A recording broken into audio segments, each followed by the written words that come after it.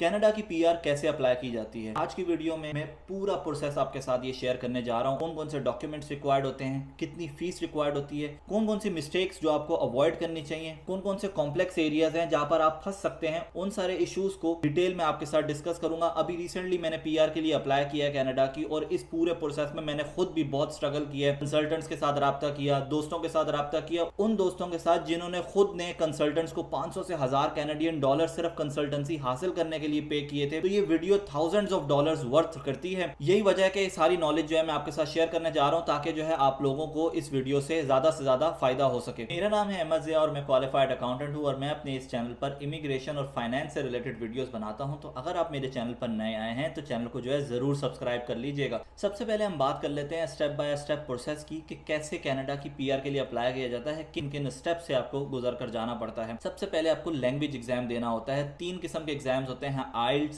सेल्पेप या PTE exam. इन तीनों में से आप कोई भी सेलेक्ट कर सकते हैं। इन एग्जाम्स की फीस अराउंड होती है 280 कैनेडियन डॉलर्स। ये एग्जाम देने के बाद जो दूसरी चीज आपको करवानी होती है वो होती है ECA, एजुकेशनल क्रेडेंशियल असेसमेंट। जो भी एजुकेशन और क्वालिफिकेशंस आपने हासिल की हैं वो कनाडा के मुताबिक किस लेवल पर पहुंचती हैं वो आपको असेस करवानी होती है। वर्ल्ड वाइड ऑर्गेनाइजेशन से मैंने अपने डॉक्यूमेंट्स वैस से असेस करवाए थे, और इसकी फीस अराउंड थी 250 Canadian dollars. With in a month मुझे एक रिपोर्ट मिल गई, और उसमें उन्होंने बता दिया कि आपकी क्वालिफिकेशंस और सर्टिफिकेशंस हमारे मुताबिक इस लेवल पर पहुंचती हैं। जो भी कैटेगरीज आपको बताएंगे, और फिर जब आप एक्सप्रेस एंट्री में अपनी प्रोफाइल बना रहे होंगे, आपने उसी हिसाब से उसको मेंशन कर देना है। तीसरे स्टेप पे आप अपना CRS स्कोर कैलकुलेट करेंगे। आप जो है अपनी सारी डिटेल्स उनको बताएं, एक स्कोर आपको मिल जाएगा। उसके मुताबिक आप ये देख सकते हैं कि क्या आप पीआर के लिए अप्लाई करना चाहिए आपको, क्या आपका नाम ड्रॉ में आएगा या नहीं आएगा। मैंने जब कैलकुलेट किया तो मेरा स्कोर तकरीबन 480 बन रहा था। तो CRS स्कोर एक तो जो है आप खुद कैलकुलेट करते हैं, दूसरा जब आप एक्सप्रेस एंट्री में अपनी प्रोफाइल बनाते हैं, प्रोफाइल बना के जब आप सबमिट करते हैं तो कुछ ही दिनों के बाद IRCC वाले आपको एक स्कोर दे देते हैं कि हमारे मुताबिक ये स्कोर आपका बन रहा है। और उसमें मेरा स्कोर तकरीबन 440 बन रहा था, और ड्रॉ जो आजकल निकल रहा है वो तकरीबन 540 550 पे निकल रहा है, जो कि काफी ज्यादा स्कोर है। पांचवें स्टेप में जब आप ये देखते हैं कि यार आपका स्कोर कम है, फेडरल पे जो ड्रॉ निकल रहा है वो बहुत ज्यादा है, फिर आप ये देखते हैं कि जिस प्रोविंस में आप काम कर रहे हैं कि क्या वो PNP ऑफर कर रहे हैं, प्रोविंशियल नॉमिनेशन प्रोग्राम के लिए आप अप्लाई कर सकते हैं या नहीं कर सकते। तो इसी तरीके से मैंने PNP के लिए अप्लाई किया। ये हमारा 5वां स्टेप होगा। उनको सारे डॉक्यूमेंट्स प्रोवाइड करेंगे, और अराउंड 5 महीने के बाद जो PNP प्रोविंशियल नॉमिनेशन प्रोग्राम में नॉमिनेट किया गया कि हाँ यार हम आपको सपोर्ट करेंगे, 600 पॉइंट्स एक्स्ट्रा मिल गए। इस तरीके से मेरा जो टोटल स्कोर है वो 1000 से भी एक्सीड कर गया। जब आपका स्कोर इस लेवल पे ड्रॉ निकलता है, उसके जितना या उससे ज्यादा हो जाता है, तो फिर आपको इन्विटेशन टू अप्लाई मिल जाता है। और जब इन्विटेशन टू अप्लाई मिल जाता है तो यहाँ से हमारा आ जाता है 6ठा स्टेप। इसमें जो है आपने पीआर के लिए अप्लाई करना होता है। पीआर के लिए जब आपने अप्लाई करना होता है तो पूरी प्रोफाइल आप दोबारा से अपडेट करते हैं, सारे डॉक्यूमेंट्स उनको प्रोवाइड करते हैं, अपना मेडिकल एग्जाम देते हैं। ये सब जब आप कर लेंगे, अपनी प्रोफाइल अपनी एप्लीकेशन सबमिट कर देंगे, फीस पे कर देंगे, उसके बाद जो 8वां स्टेप है आपको बायोमेट्रिक्स के लिए बुलाया जाएगा, और फिर जो है वीजा स्टैंपिंग होगी, और उसके बाद आपको मिलेगा COPR, confirmation of permanent residence of Canada. ये आपको ईमेल आएगी। ये बेसिकली पूरा प्रोसेस है कनाडा की पीआर अप्लाई करने का। इसके बाद हम बात कर लेते हैं कि कनाडा की पीआर के लिए अप्लाई कैसे किया जाता है। सबसे पहले आप जाएंगे IRCC की वेबसाइट पर, और वहां पर आपने अपनी GC की जो है बनाई हुई होगी। GC की जब बनाने जा रहे होते हैं आप, तो कुछ चीजों का आपको ख्याल करना होगा कि एक तो आपको यूजर ID और दूसरा आपको अपना पासवर्ड याद रखना होगा। इसके बाद जो दूसरी चीज आती है वो होती है आइडेंटिटी वैलिडेशन, जिसमें ये आपको बोलते हैं 10-15 क्वेश्चंस लिखे हुए होते हैं, उसमें से कोई भी 3 क्वेश्चंस आप चूज कर लें, उसके आंसर्स आप हमें बता दें। जब भी आप लॉग इन करेंगे ये 3 क्वेश्चंस हम आपसे पूछेंगे। नेक्स्ट स्टेप पर जब आप जाएंगे तो आपको एक्सप्रेस एंट्री की प्रोफाइल नजर आएगी, जहां पर अपडेट्स आ रही होती हैं। आपको ITA मिलेगा, तो यहाँ पर इन्विटेशन आया होगा, इसको आपने एक्सेप्ट कर लिया होगा, और इसके बाद आप करेंगे कंटिन्यू एप्लीकेशन। ये चीज आपको पता होनी चाहिए कि जब आपको ITA रिसीव होता है उसके बाद आपके पास सिर्फ 60 दिन होते हैं, उसी में ही आपने सारे डॉक्यूमेंट्स अरेंज करने होते हैं, पूरी एप्लीकेशन फाइल करनी होती है, और पेमेंट भी करनी होती है। आपको चाहिए कि ITA मिलने से पहले ही आपके सारे डॉक्यूमेंट्स रेडी होने चाहिए। कौन से डॉक्यूमेंट्स, वो मैं आपको सारे जो है आगे चलकर बताऊंगा। कंटिन्यू एप्लीकेशन करने के बाद जो आपको पहला पेज नजर आएगा, इसमें आपसे बहुत सारी डिटेल्स पूछी गई होती हैं, पर्सनल डिटेल्स, कॉन्टैक्ट डिटेल्स, आपके स्टडी के बारे में, application details, representative work history और पर्सनल हिस्ट्री। इसमें हम एक एक करके बात करेंगे। जो इजी क्वेश्चन होंगे उनको मैं जो है जल्दी निकाल दूंगा, और जो चैलेंजिंग क्वेश्चन होंगे उन पे हम थोड़ा सा डिटेल में बात कर लेंगे। यहाँ पर जैसा कि आप देख सकते हैं कि स्टेटस जो लिखा हुआ आ रहा है वो कंप्लीटेड है, और इसके अलावा साथ में ही ऑप्शन दिया हुआ है अपडेट फॉर्म। ये जब फॉर्म्स मैंने फिल कर लिए थे तो उनके स्क्रीनशॉट्स मैंने ले लिए थे। जब आप फॉर्म कंप्लीटली तौर पर फिल कर लेते हैं तो यहाँ पर कंप्लीटेड का स्टेटस आ जाता है, लेकिन आपके पास चांस चांस होता है कि आप उसको दोबारा अपडेट कर सकते हैं तब तक जब तक आप अपनी एप्लीकेशन सबमिट ना कर दें। एक दफा आपने एप्लीकेशन सबमिट कर दी उसके बाद आप चेंज नहीं कर सकते। तो यही वजह है कि ये IRCC की जो एप्लीकेशन है ये बहुत ही ज्यादा इंपॉर्टेंस रखती है। जरा सी भी आपने कोई मिस्टेक की, कोई इन्फॉर्मेशन आपने छुपाई तो आपकी PR की एप्लीकेशन रिजेक्ट हो सकती है। सबसे पहले हम बात कर लेते हैं पर्सनल डिटेल्स के बारे में। अब जिस तरह इसमें यहाँ पर पूछा हुआ है लास्ट नेम और फर्स्ट नेम, जो पासपोर्ट पर आपका नाम आ रहा होता है वो आपने जो है यहाँ पर मेंशन कर देना है। उसके नीचे ही जो सवाल आ रहा है, has this person ever used any other name. मेरे केस में बहुत इंपॉर्टेंट क्वेश्चन था ये, मैंने अपना नाम चेंज किया था इन द पास्ट। अभी रिसेंटली जो मैंने चार्टर्ड अकाउंटेंसी पे वीडियो बनाई थी कि जिसमें मैंने अपनी सैलरी रिवील की थी, उसमें एक बंदे ने कमेंट किया कि यार मैंने आपकी मेंबरशिप चेक की है, आपका नाम तो कहीं नहीं आ रहा। वो नाम इसीलिए नहीं आ रहा था क्योंकि मैंने जो अपनी लिंक्डइन की प्रोफाइल बनाई हुई है वो पुराने नाम पर बनाई हुई है और मैंने उसके बाद अपना नाम चेंज कर लिया था। अब जब आपका नाम पास्ट में चेंज हुआ होता है तो यहाँ पर आपने मेंशन करना है यस। उसके बाद आपने कुछ इंपॉर्टेंट डॉक्यूमेंट्स उनको प्रोवाइड करने होते हैं। वो कौन से डॉक्यूमेंट्स वो हम आगे चलकर बात करेंगे। जब यहाँ पर आप यस मेंशन करते हैं तो जब आप डॉक्यूमेंट सबमिट करने जा रहे होंगे तो एक एक्स्ट्रा ऑप्शन जो है आपके लिए ओपन हो जाएगा जहां पर आप एडिशनल डॉक्यूमेंट्स उनको प्रोवाइड कर सकेंगे। फिर नेक्स्ट स्टेप पर आप अपने जेंडर, डेट ऑफ बर्थ बता देंगे, किस टाउन में आप रह रहे हैं, कंट्री ऑफ बर्थ बता देंगे। इसके अलावा इन्होंने आपसे आपकी हाइट और आई कलर भी पूछा हुआ है। ये जब आप मेडिकल एग्जाम देने के लिए जाते हैं तो ये वो तब असेस करते हैं, तब आप अपने पास लिख कर रख लीजिएगा ताकि यहाँ पर आप मेंशन कर सकें। नेक्स्ट स्टेप पे मैरिटल स्टेटस, अगर आप मैरिड हैं तो मैरिड मेंशन कर दीजिएगा, आपकी वाइफ का नाम यहाँ पर मेंशन कर दीजिएगा, कब शादी हुई है, डेट ऑफ मैरिज और start of common law of relationship. तो ये अपनी शादी की डेट आप मेंशन कर दीजिएगा, वो डेट आएगी जो आपके मैरिज सर्टिफिकेट पर मेंशन है। फिर यहाँ पर जो है इन्होंने ट्रैवल डॉक्यूमेंट के बारे में पूछा हुआ है कि यार आपके पास कोई पासपोर्ट है या ट्रैवल डॉक्यूमेंट है तो उसके बारे में बता दें। पासपोर्ट अगर आपके पास है तो पासपोर्ट की डिटेल्स डाल दें, अगर पासपोर्ट नहीं है तो फिर नेशनल आइडेंटिटी कार्ड की डिटेल्स। नेक्स्ट स्टेप पर इमिग्रेशन हिस्ट्री एंड सिटीजनशिप, ये पूछना चाह रहे हैं कि यार पहले आपने क्या इमिग्रेशन के लिए अप्लाई किया है कनाडा में। अब मेरे केस में मैंने वर्क परमिट के लिए अप्लाई किया था, PNP के लिए अप्लाई किया था, तो इसलिए मैं यहाँ पर यस मेंशन करूंगा।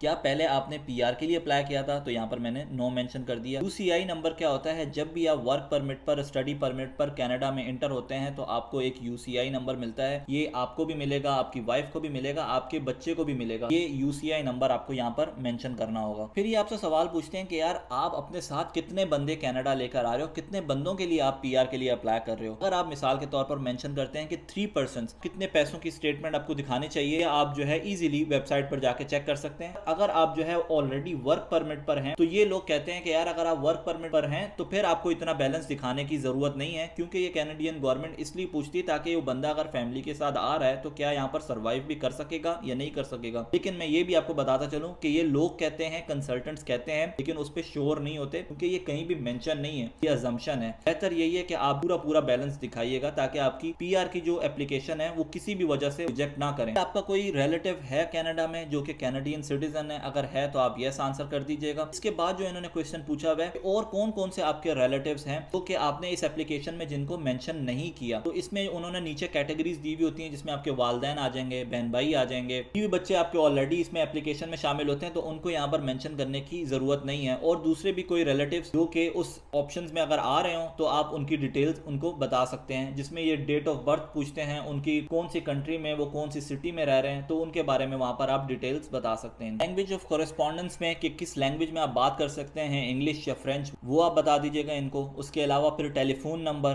फिर कौन सी ईमेल एड्रेस पर जो है ना आपको सारी अपडेट्स चाहिए वो ईमेल आप मेंशन कर दीजिएगा।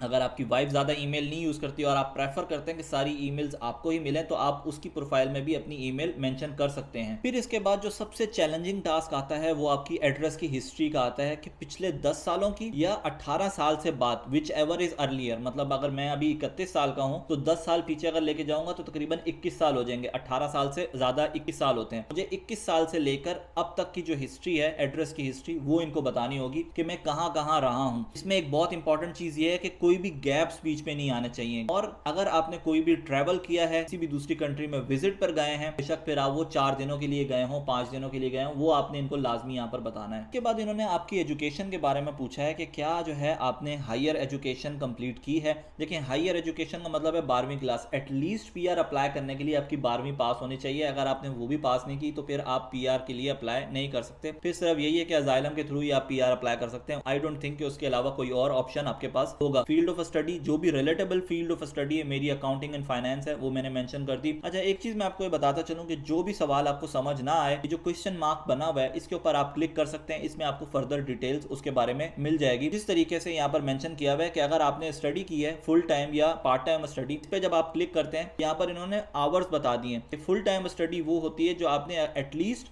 15 घंटे पर वीक अगर स्टडी की है तो वो फुल टाइम में आती है, अगर उससे कम है तो वो फिर पार्ट टाइम में आती है। तो इस तरीके से अपनी सारे एजुकेशनल क्वालिफिकेशन और डिग्रीज के बारे में इनको बताएंगे और बेस्ड ऑन दैट ये लोग आपको मार्क्स प्रोवाइड करेंगे कि हमारे मुताबिक इतने मार्क्स आपके बन रहे हैं। उसके बाद ये आपसे लैंग्वेज असेसमेंट के बारे में पूछते हैं, तो इस लेवल तक आपका लैंग्वेज एग्जाम हो जाना चाहिए। आप इनको जो है बता दें कि यार हमने सेल्पिप में एग्जाम दिया है या आइल्स में दिया है, इस डेट पर दिया था, इस डेट पर रिजल्ट मुझे मिला और ये मेरे बैंड्स बने। नेक्स्ट स्टेप पे फिर ये आपसे पूछते हैं कि आप कौन से प्रोविंस में रहना चाहते हैं, आप बता देंगे कि नोवा स्कोशिया में, और कौन सी सिटी में रहना चाहते हैं आप उस सिटी का नाम इनको बता देंगे। फिर नॉमिनेशन के बारे में पूछते हैं कि क्या आपको नॉमिनेशन रिसीव हुई है। अब जिस तरीके से मुझे पीएनपी रिसीव हो गई है तो मैंने यहाँ पर यस मेंशन कर दिया और उसके बाद प्रोविंस का नाम बता दिया। अगर आपको नहीं रिसीव हुई तो आप नो मेंशन कर दीजिएगा। फिर रिप्रेजेंटेटिव में ये आपसे ये पूछते हैं कि क्या आप चाहते हैं कि आपके बिहाफ पर कोई और बंदा आपकी ईमेल्स रिसीव करे या आपकी अपडेट्स रिसीव करे। अगर आप कोई रिप्रेजेंटेटिव हायर कर रहे हैं तो जो है आप यहाँ पर यस कर सकते हैं, मैंने यहाँ पर नो मेंशन कर दिया है। नेक्स्ट स्टेप में ये आपसे आपके नॉक कोड के बारे में पूछते हैं। एनओसी कोड्स के बारे में आप सर्च कर सकते हैं खुद से और आपको आइडिया हो जाना चाहिए कि यार आप किस फील्ड में है, कौन सा नॉक कोड आपके ऊपर अप्लाई होता है। Based on your NOC code आप जो है फेडरल में अप्लाई करते हैं और उसी नॉक कोड की बेस पर ही आपको पीएनपी मिलती है। तो ये मैं आपको बता सकता हूँ कि जब आप पीएनपी के लिए अप्लाई करते हैं तो नॉक कोड की बेस पर ही आपके जो है एक्सपीरियंस लेटर्स बने हुए होने चाहिए, पास्ट के भी और करंट भी। पिछली जो जॉब्स आपने की होती हैं आप अपने पुराने एम्प्लॉयर से राब्ता करते हैं और उनको बताते हैं कि यार इस नॉक कोड में ये रिस्पॉन्सिबिलिटीज आ रही हैं, आप काइंडली जो है ना इसी की बेस पर मुझे एक्सपीरियंस लेटर बनाकर दे दें। यही एक्सपीरियंस लेटर जो है ना आप यहाँ पर भी सबमिट करते हैं एक्सप्रेस एंट्री में भी, और जब पीएनपी के लिए भी अप्लाई कर रहे होते हैं तब भी आप उनके साथ वही एक्सपीरियंस लेटर्स शेयर करते हैं। जिसके बाद ये आपसे पूछ रहे हैं कि क्या आपके पास कैनेडियन सर्टिफिकेशन है। अब मेरे पास क्योंकि कैनेडियन सीपीए नहीं है तो मैंने यहाँ पर नो मेंशन कर दिया है। फिर क्या आपके पास जॉब ऑफर है कनाडा में। अब मेरे पास जॉब ऑफर तो है लेकिन यहाँ पर ये उस जॉब ऑफर के बारे में बात कर रहे हैं कि जिसमें एलएमआई अप्रूवल की जरूरत होती है। मेरी जॉब में एलएमआई अप्रूवल की जरूरत नहीं है तो इसलिए मैंने यहाँ पर नो मेंशन कर दिया है। फिर नेक्स्ट स्टेप पर ये आपका वर्क एक्सपीरियंस आपसे पूछते हैं। अब इस वर्क एक्सपीरियंस में बीच में गैप्स आ सकते हैं, कोई मसला नहीं है। अगर आप बीच में 6 महीने के लिए, साल भर के लिए अनएम्प्लॉयड भी रहे हैं तो कोई इशू नहीं है। वर्क एक्सपीरियंस में क्या होता है कि जितना ज्यादा आपका वर्क एक्सपीरियंस होता है, अगर मिसाल के तौर पर 3 या 3 साल से ज्यादा का आपका वर्क एक्सपीरियंस होगा तो उतने ही ज्यादा आपको पॉइंट्स मिलते हैं। तो उसी हिसाब से जो भी आपका वर्क एक्सपीरियंस है, जो आपके एक्सपीरियंस लेटर्स पर डेट्स लिखी हुई हैं, वो आप इनको बता सकते हैं। यहाँ पर रिसर्च में सिंपल क्वेश्चन जिन्होंने पूछे हुए हैं कि आपने जो है कनाडा में जॉब देखी या नहीं देखी, आप यहाँ पर मेंशन कर देंगे। अगर आपके पास ऑलरेडी जॉब है तो I am already working in Canada. फिर आपने किसी दोस्तों से राब्ता किया, वो सारे आंसर जो है ना आप बता देंगे कि मैंने एम्प्लॉयर से राब्ता किया, मैंने दोस्तों से पूछा, मैंने सोशल मीडिया सर्कल पे चेक किया। तो ये सारे आंसर जो है ना आप देकर आगे बढ़ जाएंगे। एप्लीकेशन प्रोफाइल डिटेल्स में सबसे पहली जो चीज़ ये पूछते हैं वो पर्सनल एक्टिविटीज़ हैं। ये बहुत ही जो है ना ज़्यादा डिटेल इन्फॉर्मेशन मांगते हैं और ये वही इन्फॉर्मेशन है ऑलमोस्ट जो आपने अभी पीछे बताई है। अब पिछले 10 साल में आपने क्या क्या एक्टिविटीज़ की, मैंने किस तरीके से मेंशन किया कि पहले मैंने अपना वर्क एक्सपीरियंस उनको बता दिया। और बेयर इन माइंड कि यहाँ पर कोई गैप नहीं आना चाहिए। इस महीने पे एक वर्क एक्सपीरियंस खत्म हो रहा है, उसी दूसरे महीने से जो है ना आपका दूसरा वर्क एक्सपीरियंस शुरू होना चाहिए। और जहां पर बीच में गैप्स आ रहे हैं, अब जिस तरीके से मेरा बीच में 6 महीने का गैप आया था कोविड की वजह से, तो वहां पर मैंने अनएम्प्लॉयड लिख दिया या ड्यू टू कोविड रीजन लिख दिया, लुकिंग फॉर जॉब लिख दिया। और पहले जो है वर्क एक्सपीरियंस का बता दीजिएगा और उसके बाद जो है नीचे अपने एजुकेशनल एक्टिविटीज भी बता दीजिएगा, लेकिन 10 साल का बताना है, सिर्फ उससे ज्यादा का बताने की जरूरत नहीं है। लास्ट चैलेंजिंग क्वेश्चन जो हमारे पास होगा वो होगा ट्रैवल हिस्ट्री का। लास्ट 10 ईयर्स या 18 साल जो भी जो है अर्ली आता है, आपने जो है इनको ट्रैवल हिस्ट्री देनी है। हिस्ट्री आपने देनी है कंट्री ऑफ रेजिडेंस या कंट्री ऑफ ओरिजिन से, जहां पर आप पैदा हुए। कनाडा का मत बताइएगा, जहां से आप आ रहे हैं वहां से आपने बताना है कि मतलब पाकिस्तान से मैं सऊदीया गया, पाकिस्तान से दुबई गया, कौन कौन सी ट्रिप आपकी लगी है वो आपने जो है टूर बताना है। एक दिन के लिए भी अगर आप गए हैं तो वो आपने लाजमी बताना है, वो छुपाना नहीं है इनसे। इसके बाद जो है पर्सनल बैकग्राउंड क्वेश्चन होते हैं कि यार आपने कभी कोई क्राइम तो नहीं किया, कभी आपने रिफ्यूजी क्लेम तो नहीं कनाडा में अप्लाई किया, कभी जो है आपकी एप्लीकेशन तो रिजेक्ट तो नहीं हुई। ज्यादातर क्वेश्चंस के आंसर्स नो ही होंगे। आप इसको जो है रीड कर लीजिएगा और अकॉर्डिंगली फिर आपने इसको आंसर करना होगा। ये जब सारी डिटेल्स आप इनको प्रोवाइड कर देंगे तो इसके बाद फिर आपके पास आ जाएगी डॉक्यूमेंट्स चेकलिस्ट। तो ये सारे डॉक्यूमेंट्स बड़े ध्यान से से आपको इनको प्रोवाइड करने हैं। बेयर इन माइंड हर डॉक्यूमेंट का जो ऑप्शन है उसमें जो आप डॉक्यूमेंट अपलोड करेंगे कोई भी फाइल 4 MB से ज्यादा नहीं होनी चाहिए। इसका साइज अगर 4 MB से ज्यादा होगा तो ये अपलोड ही नहीं होगा, तो आपको फाइल्स कंप्रेस करनी पड़ेंगी कई जगहों पर। सबसे पहले हम बात कर लेते हैं डिजिटल फोटो के बारे में। डिजिटल फोटो में आपको बड़ा ख्याल करना होगा स्पेसिफिकेशंस के बारे में। 31x36 mm की फोटो होनी चाहिए और फर्दर डिटेल जो होंगी वो आप वेबसाइट पर देख सकते हैं। फिर proof of means of financial support, इसमें जो है एक नेट वर्थ की स्टेटमेंट बनती है बैंक से। अपने बैंक में उतना पैसा डलवाएं, आपके पास उतना पैसा होना चाहिए, उतना पैसा आपके अकाउंट में आ जाए तो फिर आप बैंक जाएं और उनको बोलें कि मुझे एक नेट वर्थ की स्टेटमेंट बनाकर दे दें, तो वो स्टेटमेंट वो आपको यहाँ पर अपलोड करनी होगी। मैरिज लाइसेंस और सर्टिफिकेट, इसमें आप अपना मैरिज सर्टिफिकेट अपलोड कर दीजिएगा। पासपोर्ट के बारे में हम बात कर लेते हैं कि पासपोर्ट एक बड़ा इंपॉर्टेंट डॉक्यूमेंट है। कुछ लोग ये कहते हैं कि यार पासपोर्ट में सिर्फ वो पेजेस जिन पे स्टैंप्स लगी हुई हैं सिर्फ वो स्कैन कर लेते हैं। ऐसा नहीं है। जो करंट आपका पासपोर्ट है वो पूरा पासपोर्ट 300 DPI पे जो है स्कैन होगा। किसी मोबाइल की ऐप से आपने स्कैन नहीं करना, प्रॉपर स्कैनर से आप स्कैन करें, चारों कॉर्नर्स विजिबल हो। और एक सवाल ये भी आता है कि क्या पुराने जितने भी पासपोर्ट्स हैं क्या वो भी हम स्कैन करें? वो स्कैन करने की जरूरत नहीं है। करंट पासपोर्ट हो और पूरा पासपोर्ट आपने स्कैन करना है, अपना भी, अगर बीवी है तो उसका भी, बच्चा है तो उसका भी। फिर हम बात कर लेते हैं proof of up front medical exam की। अगर आप कनाडा में रहते हुए मेडिकल एग्जाम करवाते हैं तो जो एडल्ट्स होते हैं उनकी मेडिकल की फीस होती है $235 और अगर कोई बच्चा है तो उसकी होगी $170। आपने पहले डॉक्टर के पास अपॉइंटमेंट के लिए जाना होता है, आपके थोड़े बहुत चेकअप करेगा। वो चेकअप करने के बाद आपको रेफरल लेटर्स मिल जाएंगे। रेफरल लेटर की बेस पर आपने ब्लड टेस्ट करवाना होगा और अपना TB टेस्ट करवाना होगा। उसकी फीस अलग से होती है। वो टेस्ट सिर्फ एडल्ट्स के होते हैं और उसकी फीस अराउंड होगी 170 से $180 होगी। दो बंदों की तकरीबन 400 के करीब फीस होती है। जो पहला टेस्ट आप देकर आते हैं, डॉक्टर की जो अपॉइंटमेंट होती है, सिर्फ वही पेपर्स आपने स्कैन करके यहाँ पर लगाने होते हैं। दूसरा ब्लड टेस्ट होगा और TB का टेस्ट जो होता है उसके जो रिजल्ट्स होंगे वो हॉस्पिटल वाले डायरेक्टली IRCC की वेबसाइट पे अपलोड कर देते हैं, तो उसका वेट करने की आपको जरूरत नहीं है। हम बात कर लेते हैं पुलिस सर्टिफिकेट्स के बारे में। पाकिस्तान का पुलिस सर्टिफिकेट ऑनलाइन आप अप्लाई कर सकते हैं। ओमान का पुलिस सर्टिफिकेट 15 ओमानी रियाल में आपको मिल जाएगा। मेरे केस में नाम का इशू आ रहा था कि मेरा पुराना नाम वो पुलिस सर्टिफिकेट में ऐड कर रहे थे, तो इस केस में अगर आपके साथ ऐसा कुछ होता है तो इसका सोल्यूशन ये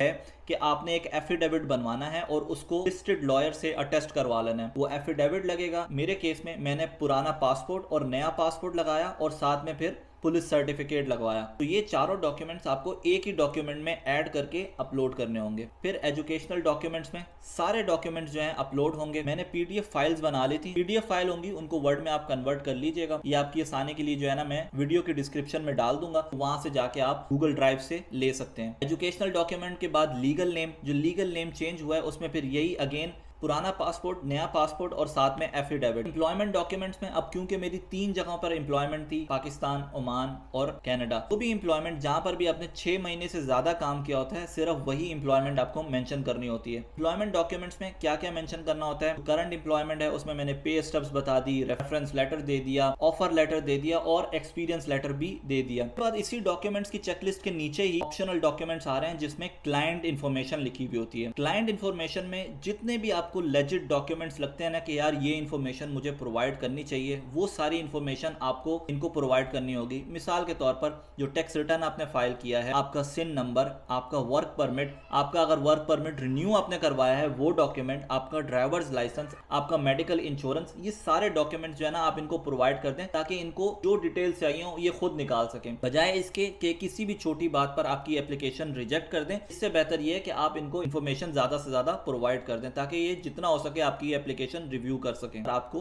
PR दे दें। कुल लास्ट में जब सारे डॉक्यूमेंट्स आप अपलोड कर देंगे, उसको जब प्रोसेस करेंगे तो उसके बाद ये लोग फिर आपको बताते हैं कि यार ये आपकी फीस बन रही है। परमानेंट रेजिडेंसी की fees $950, right of permanent residence fee $575, ये एक एडल्ट की फीस है। बायोमेट्रिक की $170, फिर चाइल्ड की $260। ये फीस मैं आपको बताता चलूं कि अभी रिसेंटली इंक्रीज हुई है, पहले इससे थोड़ी सी कम थी। तो टोटल फीस जो मैंने पे की वो $3480 है। ये सारी एप्लीकेशन सबमिट करने के बाद अराउंड 1 से 1.5 महीने के बाद ये आपको बायोमेट्रिक की ईमेल भेजेंगे कि यार अब आप जाकर बायोमेट्रिक करवा लें। बायोमेट्रिक जब आप करवाएंगे वो एक्सेप्ट हो जाएगा। उसके बाद वीजा स्टैंपिंग के लिए आपको जाना होगा VFS के सेंटर में। वो जब आप करवा लेंगे उसके बाद जो नेक्स्ट स्टेप होगा कंफर्मेशन ऑफ परमानेंट रेजिडेंस, उसकी ईमेल आएगी। इस तरीके से जो है पूरा परमानेंट रेजिडेंसी का प्रोसेस होता है। ये पूरी वीडियो देखने के बाद अगर आपके कोई क्वेश्चंस होते हैं तो कमेंट सेक्शन में लाजमी पूछें। पूछिएगा, मैं एक एक कमेंट को रिस्पॉन्ड करता हूँ यूट्यूब पर। वीडियो अगर पसंद आई हो तो लाइक कीजिएगा और अपने दोस्तों के साथ शेयर कीजिएगा और मेरे चैनल को लाजमी सब्सक्राइब कर लीजिएगा। मुझे अपनी अच्छी सी दुआओं में याद रखिएगा। मिलते हैं नेक्स्ट वीडियो में। अस्सलामु अलैकुम व रहमतुल्लाहि व बरकातुहू।